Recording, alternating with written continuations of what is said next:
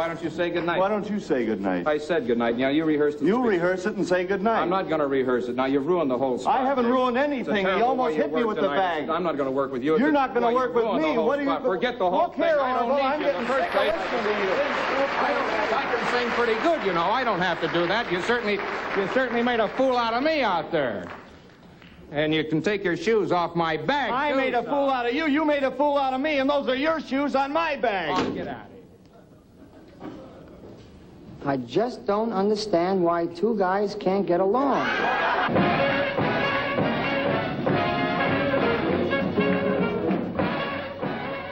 Since his teenage years as an usher at the Paramount Theater, Jerry was a big fan of the legendary Count Basie.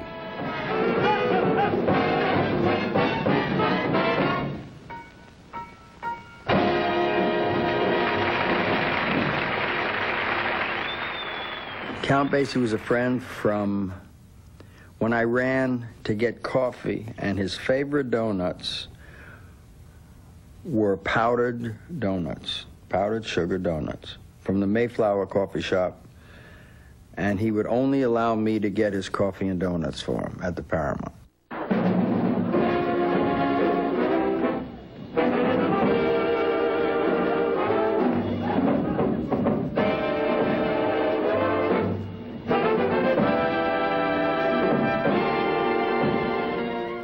That was a special night because not only was the Count's Orchestra on the show, but so was one of Jerry's closest friends, Sammy Davis Jr. Jerry and Sammy had been good pals for nearly 10 years, but Sammy's appearance on Jerry's special was really the first time the public became aware of their relationship. And while it may be hard to believe now, in the 1950s, a public friendship between a white man and a black man was not typical or even totally accepted. All right, there it is. You buy it, do your tune. Thank you. Count? What about right here? One, two, oh.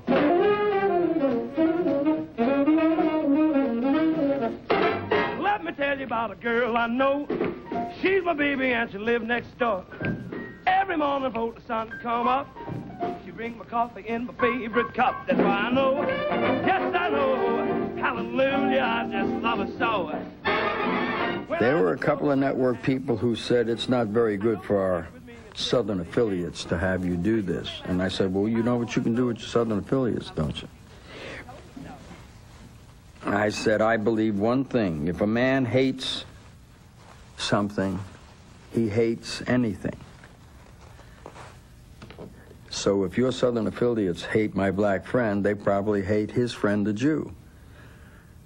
So if you want him off, you're going to have to take me and him together. I came out to tell you about the greatness is not the talent so much, it's the feeling that you have that gets across to the audience. Well, who has a warmer feeling than you, Jer? Well, heavens knows, but you see,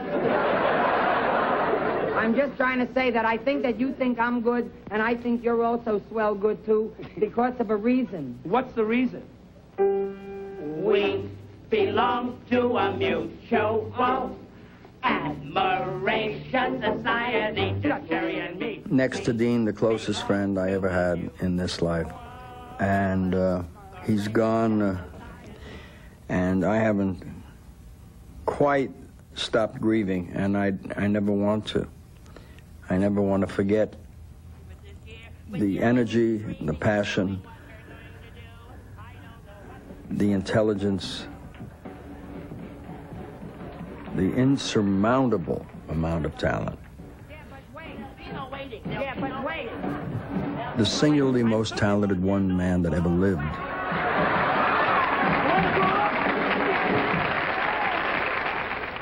That made me better every time I was just in his company. 1, 2, 3, 4.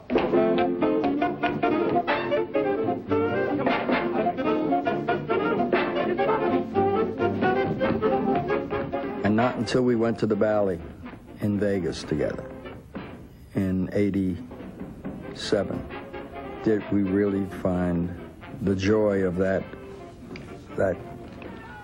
togetherness. And we played 18 weeks together over a 3-year period.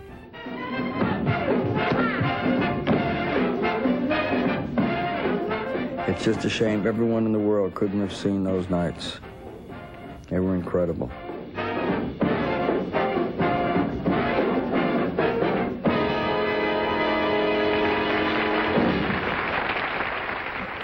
I saw Sammy in 1988, the Greek Theater. I'd seen him 3 different times, and never in his life had he ever sung better.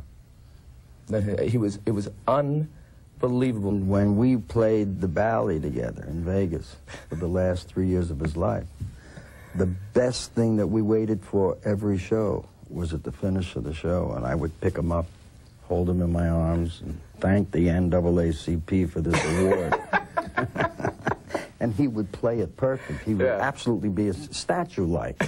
You never heard such a laugh in your life. He did a great year. I saw him in Montreal in 1976, and he was killing.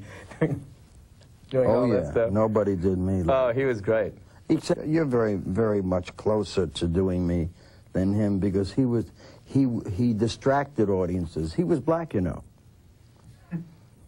Sammy Davis was black. I'm not lying. I know a lot of people react the way you do, but I'm not lying to you, Marty. I wouldn't do that. We just met. Well, you know, it's interesting. I'm not going to say you're wrong, because this is your thing, but I've got a tape. I'm going to look at it, and I'll phone you.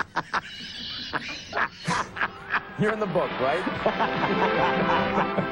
In films and on TV, as part of Martin and Lewis, and as a solo star, Jerry Lewis has always been one of the most popular performers in America.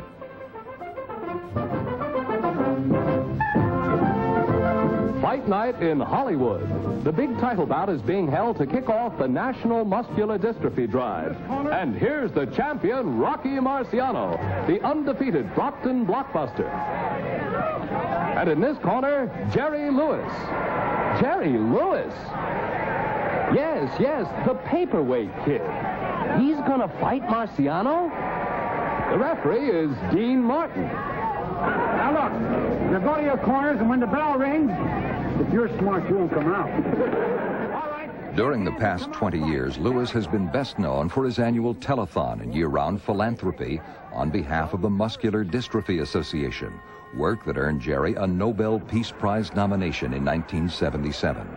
But perhaps the most exciting moment in telethon history took place in 1976.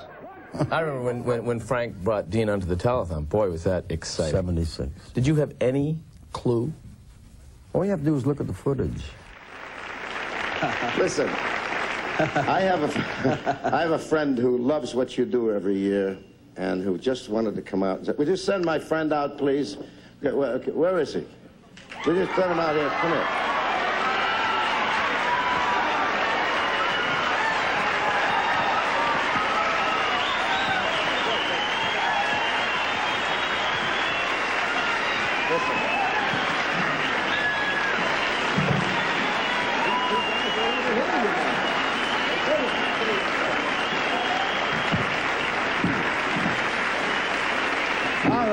All right, break it up.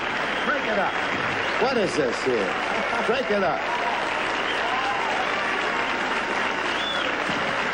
I think it's about time, don't you? And thank you. Yeah, I think it's about time. We folks.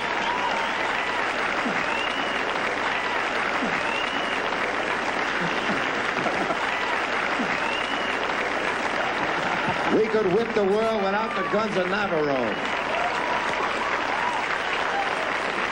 There they are, folks. And that great line you said to him, so have you been working? You've been working? Because we hadn't seen one another in 20 years.